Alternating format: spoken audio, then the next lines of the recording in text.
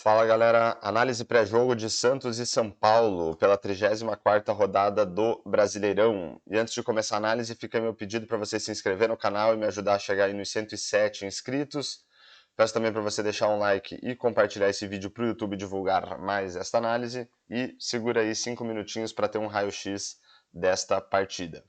Então vamos lá, começando pelo Santos. Nas últimas 10 rodadas fez 4 jogos em casa. Vitórias sobre Vasco e Coritiba, derrota para o Bragantino e empate contra o Cuiabá. 58% de aproveitamento para o Santos nessas partidas. Olhando para algumas estatísticas, o Santos teve em média aí 49% de posse de bola, um número mediano para uma equipe mandante. E em termos de construção de jogadas, né, a gente vai olhar para expectativa de assistências, que é uma estatística que mede a capacidade que as equipes têm de colocar os seus jogadores em condição de marcar gols.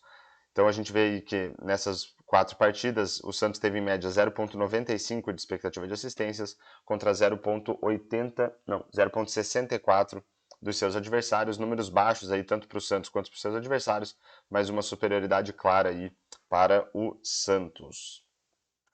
Em termos de finalizações e expectativa de gols, o Santos teve em média 17,8 finalizações por jogo, que geraram aí uma expectativa de gols em média de 1,66. A expectativa de gols é uma estatística que ajuda a gente a estimar o número de gols que uma equipe deveria ter marcado com base na qualidade das oportunidades criadas. Então a gente vê aí o Santos com bons números aí para uma equipe mandante. Seus adversários tiveram em média 9,5 finalizações por jogo, um número baixo, e uma expectativa de gols de 1,2 por jogo. Então o Santos aí sendo superior aos seus adversários nessas duas estatísticas.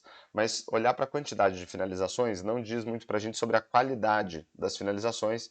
Então para isso a gente olha para a expectativa de gols pós-chute, que ajuda a gente a estimar o número de gols que uma equipe deveria ter marcado, mas considerando também a qualidade das finalizações. Aí o número do Santos cai para 1,34 em média por jogo e para os adversários sobe aqui para 1,67. Então, na média, aí, o Santos sendo superado pelos seus adversários, né? Esse valor de 1,34 para o Santos é mediano. Só lembrando aqui que esses valores podem estar sendo influenciados aqui pelos 3 gols do Bragantino.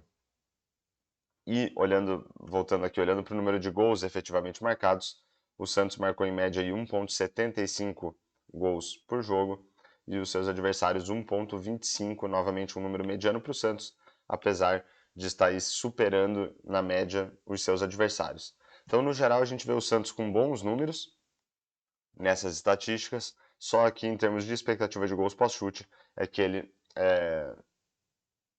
foi aí superado em média pelos seus adversários. Agora olhando para os números do São Paulo, nas últimas 10 rodadas foram 4 jogos fora de casa, empates contra Vasco e Atlético Paranaense, derrotas para Cuiabá, para Goiás e Palmeiras, 17% apenas de aproveitamento para o São Paulo como visitante. Em termos de posse de bola, o São Paulo aí com bons números, né? Em média aí 62% de posse de bola, um número relativamente alto para uma equipe visitante.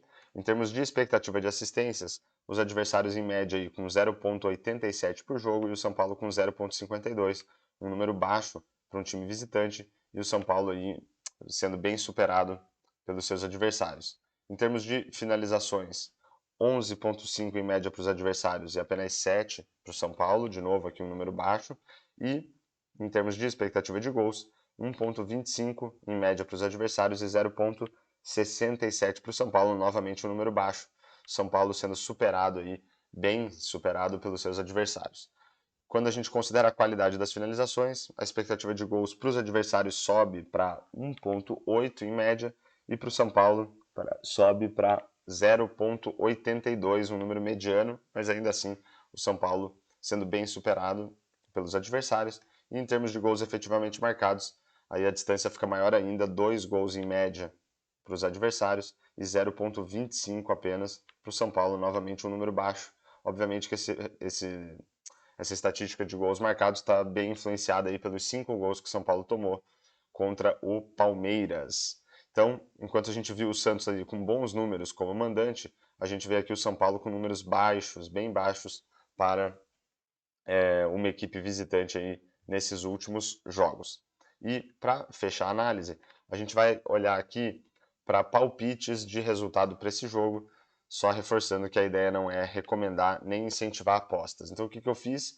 Eu olhei para aquilo que Santos, São Paulo e os seus adversários nessas últimas partidas produziram em termos de expectativa de gols e expectativa de gols pós-chute e simulei aí 10 mil partidas entre Santos e São Paulo, tentando projetar aí placares para o jogo. Então, começando pela expectativa de gols, a gente vê aqui um claro favoritismo para o Santos. 50% de chance de vitória, 26% de chance de empate e 24% de chance de vitória do São Paulo apenas. Nessas simulações, os resultados mais frequentes foram empate por 1-1 com 13% e vitórias do Santos por 1-0 e 2-1. E quando a gente olha para a expectativa de gols pós-chute, o cenário se mantém 51% de chance de vitória do Santos, 24% de chance de empate e 25% de chance de vitória do São Paulo. Resultados mais frequentes, novamente, empate por 1-1 e vitórias do Santos por 2-1 e 1-0. Então a gente vê aí o Santos, né, no slide anterior, a gente viu o Santos com bons números em casa, o São Paulo com números ruins fora de casa. Isso aí se traduzindo num favoritismo para o Santos, seja quando a gente olha para a expectativa de gols, seja quando a gente olha para a expectativa de gols pós-chute. Então, fechamos aí mais uma análise pré-jogo de Santos e São Paulo, espero que vocês tenham gostado, e fica aí meu pedido novamente para você se inscrever no canal, deixar um comentário, um like e compartilhar esse vídeo para o YouTube divulgar mais esta análise, e falou!